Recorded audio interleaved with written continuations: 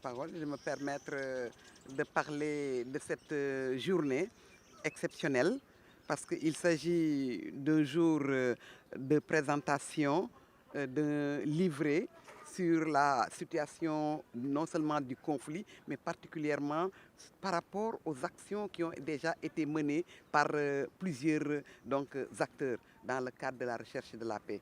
Donc c'était important de faire ce livret qui doit être un tremplin pour toutes les organisations de la société civile, pour tout autre intervenant, partir de ses acquis, partir de ces leçons apprises, partir effectivement de ce qui a été déjà les résultats obtenus, de ce qui a été donc réalisé par les différents acteurs, et cela depuis 1982, depuis que le conflit s'est déclaré au niveau de la région. C'est vraiment un document extrêmement important et c'est le lieu de remercier le CASADES d'avoir entamé ce processus, de remercier tous les acteurs qui ont contribué effectivement à la rédaction de ce livret, mais aussi de remercier la Fondation Konrad Adenauer qui donc a permis, avec son financement, de réaliser ce document important. Ah oui, la production du livret est venue d'un atelier que nous avons organisé sur le processus de paix en Casamance. Où en sommes-nous?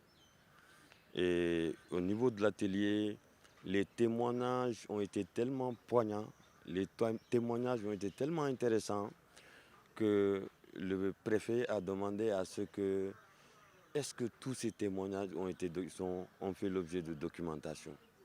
Et c'est comme ça que les participants de l'atelier ont réfléchi et on s'est rendu compte effectivement il y a de très bons témoignages, il y a de très belles réflexions et qui seraient intéressants de documenter. Et c'est là où nous sommes engagés, c'était le mois de novembre, en tout cas en partenariat avec notre partenaire privilégié, la Fondation Konrad Adenauer, en tout cas de nous engager pour capitaliser le processus de recherche de la paix.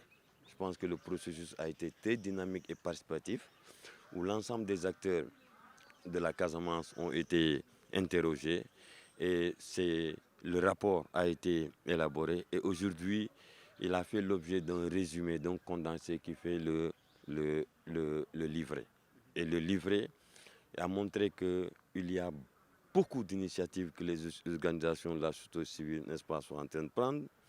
Il a montré aussi qu'il y a beaucoup de dynamiques au niveau communautaire que les populations sont en train aussi d'enclencher. Mais il y a aussi, du point de vue que de l'État vient du MFDC, il y a des efforts pour le retour. Tout le monde, à l'unanimité, veut le retour de la paix en Casamance. Maintenant, vous savez, une situation de ni paix ni guerre, elle est des fois inquiétante. Parce qu'on ne sait pas à quel moment la situation va déclencher. Et vous voyez un peu, si vous voyez le rebondissement ces derniers temps, les gens pensaient qu'à un certain moment, c'était bon. Et voilà ce qui s'est passé les derniers temps entre l'armée, n'est-ce pas, et les combattants.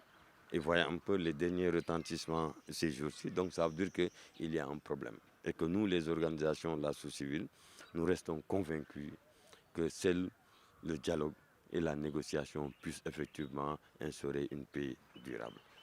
Oui, parce qu'on a dit que l'une des leçons apprises, il paraît intéressant en termes de bonnes pratiques, c'est que les organisations ont compris qu'au-delà des actions de renforcement de capacité, de plaidoyer et de mobilisation sociale, il faut faire en sorte que l'État aussi puisse mettre en œuvre des projets et des programmes au bénéfice des communautés. Ça, c'est un élément important.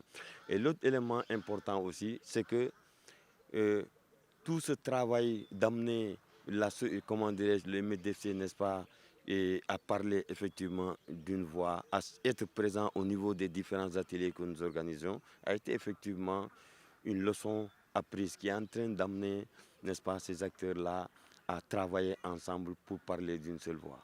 Mais il y a aussi un élément qui n'est pas, en tout cas, qui est encore à régler, c'est qu'il n'y a pas de synergie encore dans les interventions au niveau de la société civile. La société civile ne parle pas encore d'une seule voix. Et c'est ça aussi le défi et le challenge. Parce que chaque acteur est jaloux de son intervention, chaque acteur pense qu'il a la solution. Et c'est ça une des difficultés, parce qu'étant très fort quand la société civile va parler d'une seule voix, et ça, on peut obliger effectivement l'État et les MFDC à aller sur l'état de négociation. Voilà un peu de façon résumée, en tout cas, il y a eu beaucoup d'efforts qui ont été faits de part et d'autre, mais aussi effectivement, il y a des difficultés. Parce que vous voyez encore, on n'a pas la possibilité de travailler carrément sur le déminage. C'est une difficulté aussi réelle. Et vous voyez ce que ça donne aussi en termes de danger pour les communautés. Et les populations aussi, et vous voyez qu'on va actuellement sur les périodes de la récolte des noix d'acajou, qui sont des moments forts qui permettent aux populations, en tout cas, d'avoir des ressources. Il y a une inquiétude dans ces zones à cause des derniers rebondissements. Donc, c'est de demander, en tout cas, aux différents acteurs de garder le calme et que continuer, en tout cas, à discuter, à négocier. Et vraiment, et tout ça, le document a pu être élaboré grâce à la fondation Conrad, qui est une fondation allemande qui a beaucoup fait, n'est-ce pas, pour la Casamance et qui continue encore à travailler pour la Casamance.